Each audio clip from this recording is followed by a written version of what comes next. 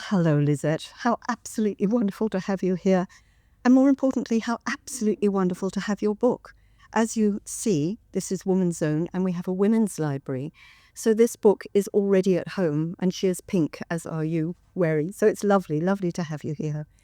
And Lizette, if I can say, it's also very lovely to see you again, because you and I both used to work across the road. You at Sari magazine, me at Fair Lady, many, many moons ago. Previous life, another life indeed. But you've hung on to that life because I think women's magazines has stayed with you in essence. But I'm going to read, there's so many things to say about you. I'm going to be very brief. But you are, I think, primarily, you are a fellow champion of women, as am I. My name is Nancy Richards. And you have worn many, many hats. You are Emeritus Professor of Journalism at Stellenbosch University. You are a former magazine editor with 20 years in that field and then some. You've also authored and contributed to a number of books, and your research interests, which are very evident in this book, are in media history and cultural history. So you are ideally placed to do this book. So journalist, researcher, author, women's magazine editor, I can't think of anybody who would be better qualified to do this. But and what struck me particularly on the research is the huge amount of research that you've done for this. But where I'd like to begin is, where did you begin? After all these years doing what you've done, and in your book, I want to say that you actually should be the 102nd entry, but in a way you are, because your intro, you explain quite clearly why and how this book's come about. But why? What was the aha moment, I'm going to do this book? Yeah. Nancy, thank you for the introduction, and it's very complimentary. Thank you for that. I think it's a project that has come a long way in the sense that it's a combination of journalism and academia. My journalistic instincts, of course, as professor in journalism, is that they are still there, and then my academic research proficiency, that's also still there, or is still there. So it's a combination of being in women's journalism, and I know, for instance, you get different types of feminists, and in some of their eyes, I'm just quite a wet little lappy of a feminist, because you've got to be the right type of feminist, and you shouldn't be working at a women's magazine because that is rubbing in women's place in society. But I actually quote Jane Raffaeli in this book, where she said, women's magazines gave the softest voice, standing on a soapbox, the loudest impact. And that is what I tried with the magazine of which I was editor, and I'm sure all the other women's magazine editors try to do, is to empower women, not to put women in their place and in their space, but to show them what their possibilities are. Yes, we can critique some women's magazines who did that, Kalfoot en die Kombuis, that kind of thing, but the majority of women's magazines that I know of are the type of magazines that wanted to give women a voice. So that is the origin of the book, to come back to your question. It's something that has been simmering on the stove, to use a female expression. It's been simmering there for a very long time. And then only once I could retire officially, because they say academics never retire, they just lose their faculties. So before I'm going to lose my faculties, I decided this is my first major research project that I'm going to do. So I retired, and I started, and an academic that retires has to carry on with the postgraduate students that she has or he has. So you've got to take your master's and your PhD students with you. So all along I had those students that I had to supervise, but my first major research project was the one that I wanted, that in my head I called it, they must be the mothers of Mzansi, because the fathers of Mzansi, we know enough about them, but where are the mothers of Mzansi? So that was my working title in my head. And that is how this book began. Yo, that's quite a story. And we've come a long way since women's magazines, and you have come a long way since women's magazines. But reading through your introduction, you spell it out loud and clear why this is necessary, because here we are surrounded by books for, by, and about women. But there hasn't, as you point out, there hasn't been a book that encapsulates all the women who've slipped under the radar or who have just been forgotten. So, in fact, you're talking about quoting people. You also quote in your intro Amanda House, who says, if you want to see what the state of a country is, look at the state of the women. And the state of the women, as you point out, is very under-celebrated. So in a way, what you've done is you've gone scratching through the annals of time. In fact, let's look at where you started, because 101 remarkable South African women, and I was thinking to myself, I bet you started with 50 and then thought, oh, all right, we'll make it 70 and 80, because where do you stop and where do you start? What was your criteria for choosing this 101? Nancy, I think they chose themselves. And each of those women, each of those names represent so many other women who could also be in this book. But it's already half a doorstopper. So if I included all of them, it would have been much more than a doorstopper. So I hope it's going to inspire other researchers to take some of those women and do more research about them, because their stories are so fascinating. We know more than enough about the men in our country. In fact, I had a master's student who, after liberation, wrote her master's thesis on the omission of women's voices after liberation, because it was only male ANC politicians who were heard in the media. Where were the women that were also in exile? This student was also in exile. She and her husband were both in exile. And she did a thesis on the voices that were published in South African mainstream print media, and they were all men. Where were the women who were also in exile and played a huge role in exile, and some of them paid with their lives for that? And she did that, and I actually also referred to her in my intro, the omitted voices. So here we want to introduce some of those voices. And yes, how many? Where do you stop? You can never stop. You can go on and on. But when I literally reached 100 women, a wonderful young woman popped up.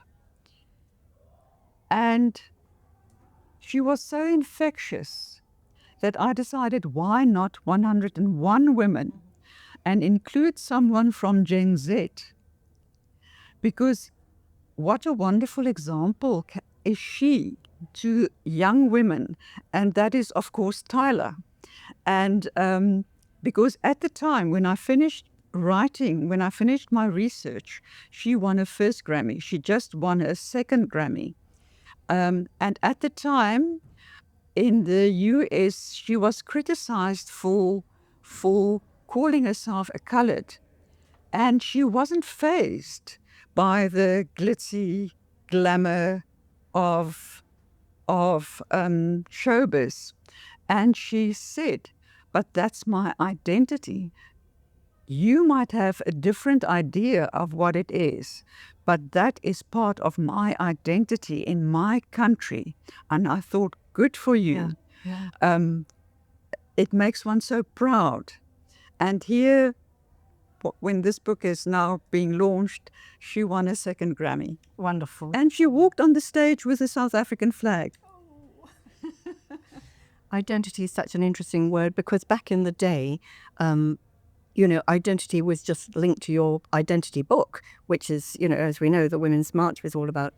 But it's not so much where did you stop as where did you start? And you've rather cleverly, I thought, done it chronologically. You've gone as far back as Eve's footprint. And I thought, where on earth did you find the information? The depth of your research is fairly breathtaking because, again, I'm thinking it's not so much what you put in, but what you had to leave out. But let's start with prehistory because that's on the cover. We've got Eve, we've got the mothers of Blombos. Where did you start with your research? And did you do one at a time or all together?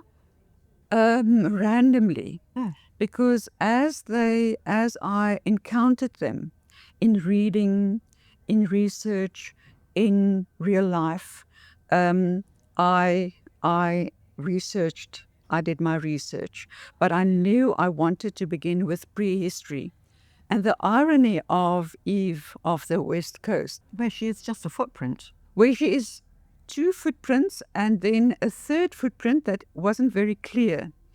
But the anthropologist who found it knew what he was looking for because he previously found an animal's footprint, and he knew because it was sand that was fossilized that the imprint looked the opposite of an imprint.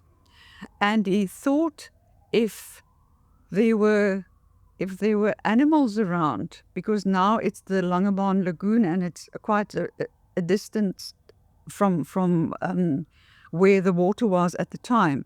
The time it was about 30 meters from where they found her footprints. He knew what to look for. And the moment he put his foot alongside this more or less number 4 size foot, he knew this was a human being, a Homo sapiens footprint. And the research showed it was a woman. It wasn't a boy. It was a young woman. And she walked down the dune towards the water. And you get that feeling of being there, of living that moment when he discovered that. So I looked for women who wrote about her, but couldn't really find women. But the interesting thing is, if she walked among us today, a young woman of 170 years ago, we would just maybe notice she's slightly shorter than the average. So yes, she and I could wear the same size shoe, which would be weird for you. Yeah. But it seems that your imagination is quite a fertile one. And we're talking about these women from way back when. I want to whistle forward to the women who are still alive. And you mentioned that doing your research randomly, but at the same time, some of them are still alive. Were you able to talk to some of the women? I met last night Mary Burton, for instance. Yeah. And so many of these women are still with us. Did you speak to them directly? I thought about it for a long time for those women who are still alive and whether it's going to have a different tone to those women who aren't with us anymore, where I relied on archival records, on sources that wrote about them. And I thought, no, it's going to make a difference, even if I knew them. And I know some of them. It's going to have a different tone if I quote them directly in terms of an interview that I had with them and their take on women's place in society today. You are a true journalist. So rather stick to my sources. Yeah. So we have your imagination, which you had to curb, but we also have your discrimination, because one of the things about women is that we do tend to get, oh, isn't she wonderful? And I'm assuming that you didn't want to write a whole collection of hagiographies because no woman is a saint. So you would no man either. No man either. But you would have had to be quite careful with how you delivered the information in a way dispassionately. Were you quite careful with your adjectives? Were you conscious of that? Yeah. Very conscious as a journalist and as an academic to stand back and let those voices be heard in their own right, according to the sources who wrote about them. So yes, I have a wonderful imagination too good an imagination, because I can tell myself many stories, but I had to stand back and let the sources speak and what they said. And I hope what they wrote was as close to the truth as possible, because if we go into it in a philosophical way, what is truth? And what is as close to the truth as is possible. So I had to rely on my sources. And again, some of the women are very high profile. I think we should start naming names, shouldn't we? We've got Sarah Bartman here. We've got Charlotte Makeke.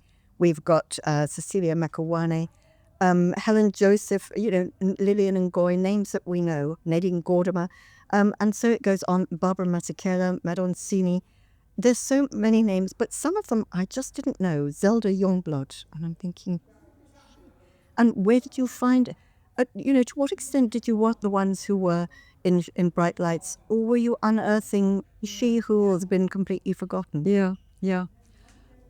It's for instance, you mentioned Zelda Youngblood.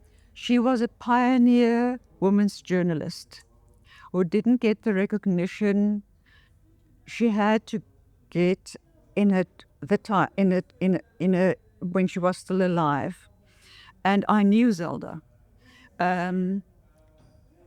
She was a wonderful role model to younger journalists of color, but all younger female journalists, not only those of color, but she was a pioneering journalist. She didn't let the maleness of the newsroom intimidate her.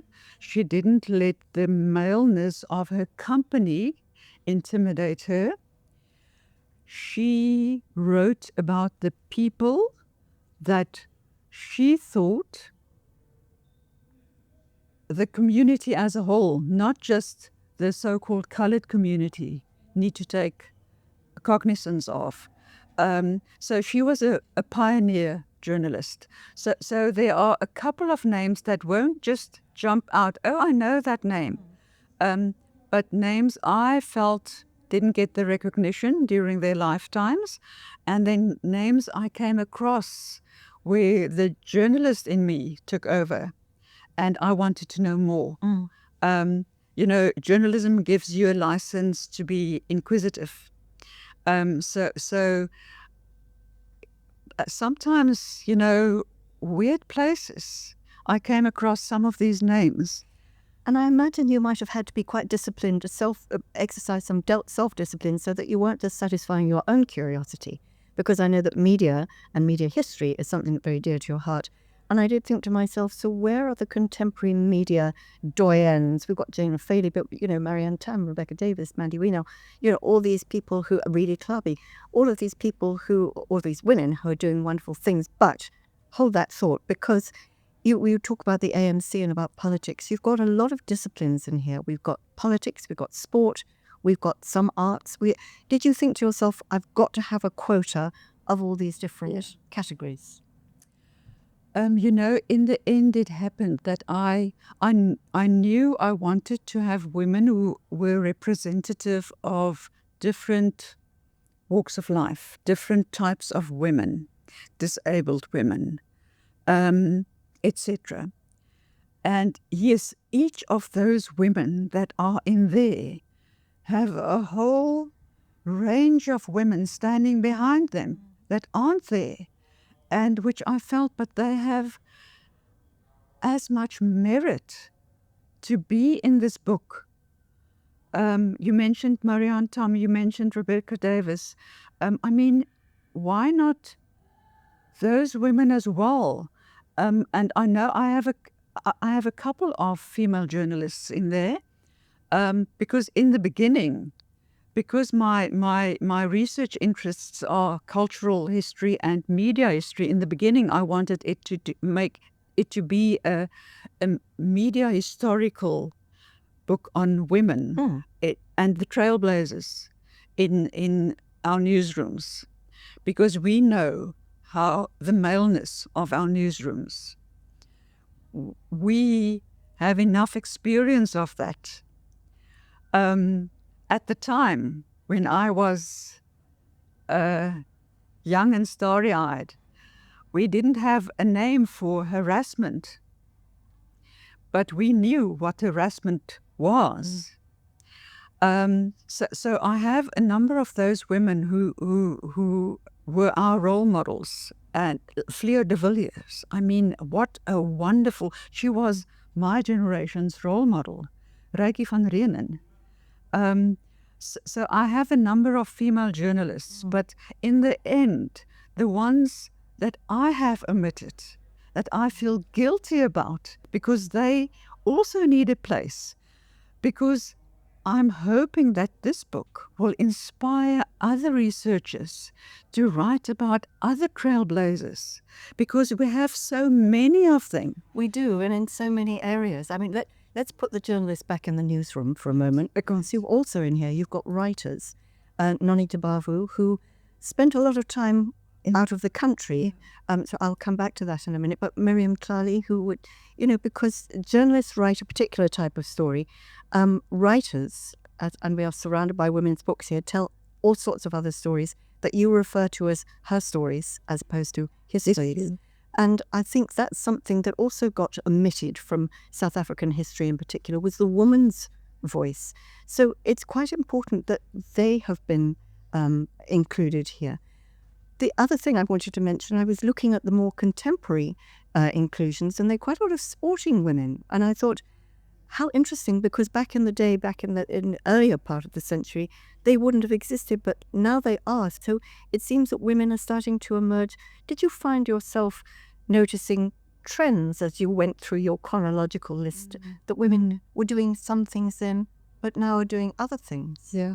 We still live in a male environment. We still live in a men's world, but at least women have more of a voice and more opportunities today. So especially the sporting women I included, it's because they were better than the men in their respective sports. So yes, we definitely developed from those early days into a more equal world, and we have a wonderful constitution of all being equal, but they remain words on paper. Women are still not equal. We still need to do a lot of work, and to have women's voices heard, and to show the difference that women make and women can make. And our country is in such a need of the difference that women can make. It does reflect the history of South Africa inadvertently, or at least consciously perhaps. It does reflect what's been going on here. Just very briefly, Irma Stern, Graça Machel, I'm thinking South African women. Yeah. I'm sure you had that sort of conflict. But more importantly, Quo Vadis, because now you've opened the door, you've flung open this door wide with your first research project.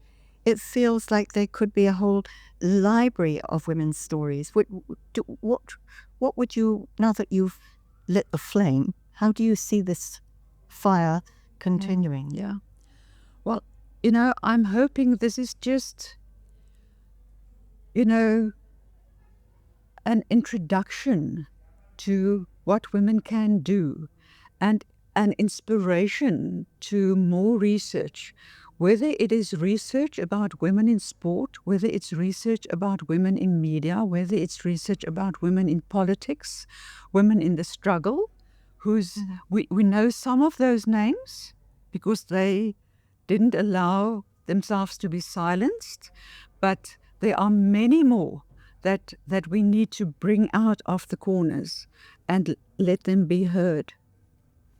Were there any, and this is a difficult question, were there any that just had to hit the cutting room floor? Did you think, she just can't make it? And hopefully she's not listening. Not really. Yeah. No. But could you have gone on? There were many that had to be included. But I couldn't, because then it wouldn't have been publishable. Uh, so I didn't exclude any women whom I thought, no, she's not going. For instance, when I told my husband about Winnie Madikizela Mandela, and she must also be there. He said, but yes, what about her history? I said, yes, but what about the good things she did? Yes, I'm going to write about the bad things she did, but she was also a trailblazer for many other things. And yes, we can also learn about the mistakes from the mistakes she made. So if she's not included, there's going to be a huge hole, and people are going to criticize me for not including her. Even though we know about the Stompie Sepe, etc., and affairs and money not being spent. We know what the journalists have been telling us, and you have gone beyond that. You've dug a little bit deeper, and I should have started with this because it is such an incredibly impressive book. Realistically, how long did it take you? Because each and every one of these, even short stories, represent a huge amount of research. Yeah. You know, I'm officially retired now for 3 years, exactly 3 years. So I started writing the first month after retirement. But I didn't set myself a deadline because I knew the deadline will come by itself. Doesn't matter how long it's going to take. It will exhaust itself. I wasn't exhausted. I could still have gone on because there are so many worthy women, so many women that we can use as an example, so many inspiring women, despite all the obstacles in our way. So to me, I hope there are new generations of women who will take up the flag and run with it. And there are many women in the wings. Lizette Rabe, thank you so much. I started to make little notes, but I ran out. I thought there are too many things. There are so wonderful quotes, and this represents such a huge amount of work. So thank you on behalf of all the women who are in here, and on behalf of all the women who are still to be written about. Thank you very much. Yeah, and thank you that I could write about women, those wonderful, inspiring women. Well, we will put it on the shelves of our women's library. Thank you so much. Thank you, Nancy.